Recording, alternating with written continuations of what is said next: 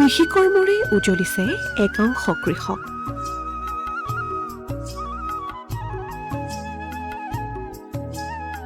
বহিৰাজ্যলৈ ট্ৰাকে ট্ৰাকে ৰপ্তানি কৰিছে শ শ ৰঙালাও।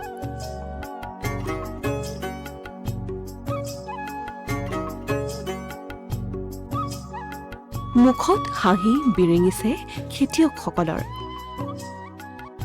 বৰ্তমান সময়ত চৰকাৰী চাকৰি বা অন্য কৰ্মসংস্থাপনৰ পাছত দৌৰাতকৈ নিজৰ থলুৱা সম্পদ ব্যৱহাৰ কৰি স্বাৱলম্বী হোৱাৰ এক সুন্দৰ নিদৰ্শন দাঙি ধৰিছে একাংশ কৃষকে।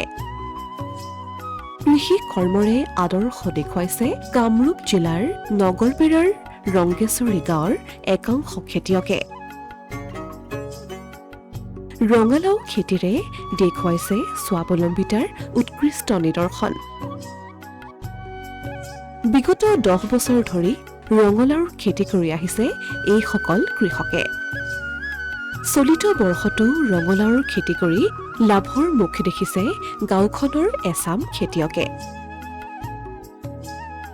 গাঁওখনৰ বহুকেইজন কৃষকে ৰঙালাও খেতি কৰিয়েই পৰিয়াল পোহপাল দি আহিছে।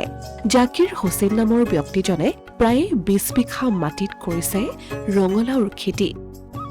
প্ৰতি কুইণ্টলত 1100ৰ পৰা 1300 টকা দৰত পাইকাৰীভাৱে বিক্ৰী কৰিছে উৎপাদিত ৰঙালাও।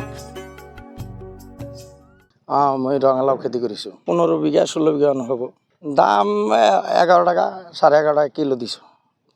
কুইণ্টেল 1150 1100। নাই, মই মিঠালাওৰ খেতিটা আজি 10 বছৰ হ'ল কৰি আছোঁ। কোনোবা বছৰ দাম থাকিলে লাভ হয়, নহ'লে কোনোবা বছৰ দাম কমি গ'লে লোকচানত পৰোঁ। এবাৰ অলপ লাভ হ'ব, এবাৰ অলপ দাম আছে। ডাইৰেক্ট কলিকতা UP নম্বৰৰ গাড়ী। আমি গাড়ীত যাব নালাগে, পইচা আনিব যাব নালাগে। বেপাৰী বৰপেটাৰ পৰা কলকাতাৰ পৰা আহে, খেতিত চাই আনা আমাক বন্দবস্ত কৰি দিয়ে, আমি খেতিৰ পৰা উঠাই দিওঁ, এয়া গাড়ী লৈহে লোড কৰি লৈ যাওঁ। প্ৰত্যেক বছৰেই কৰোঁ। মোটামুটি 10,000 12,000 মান বিঘা খৰচ হয়। বজাৰৰ দাম আগত কম আছিল, এতিয়া বাঢ়ি গৈছে। 12 টাকা 13 টাকাত পাই কৰি আছোঁ। এতিয়া কলকাতাত পঠাই আছোঁ, কলকাতা UP। সপ্তাহত মোটামুটি কিমান ট্ৰাক যায়? সপ্তাহত 4 ট্ৰাক 5 ট্ৰাক এনেকুৱা যাই আছে। অসুবিধা নহয়, হাইৰোডতো অসুবিধা নহয়। লাভ হয়, লাভ নহ'লে নকৰোঁ। ইয়াতেও কৰি আছোঁ, গোৱালপাৰাত আছে, ধুবুৰীত আছে আৰু বৰপেটাত আছে। মানে বৰপেটাতটা কেঁচা বৰ্তমান, ইয়াতে পকছে, সেইকাৰণে ইয়াতে আহিছোঁ। উল্লেখ্য যে ৰংগেশ্বৰীৰ দৰে ভিতৰুৱা অঞ্চলৰ খেতিৰ পৰাই পশ্চিমবংগ, উত্তৰ প্ৰদেশ আদি বহিৰাজ্যলৈ দৈনিক ট্ৰাকে ট্ৰাকে ৰপ্তানি কৰা হৈছে এই অঞ্চলৰ ৰঙালাও। ইফালে চলিত বৰ্ষত পাইকাৰীভাৱে উচিত দৰত মুনাফা লাভ কৰাত হাঁহি বিৰিঙিছে কৃষকৰ মুখত।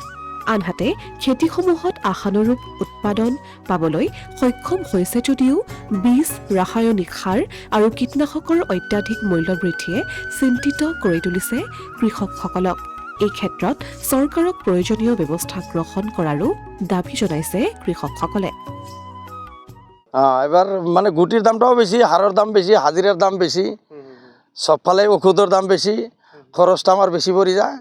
সেইকাৰণে লাভটো অলপ কম হয়, তথাপিও লাভ হয়। কিন্তু চৰকাৰে যদি সাৰৰ দাম, ঔষধৰ দাম এইগিলা যদি অলপ কমাই দিলে হয়, আমি অলপ খেতিৰ কাৰণে কৃষকে অলপ সহায় পালোহেঁতেন।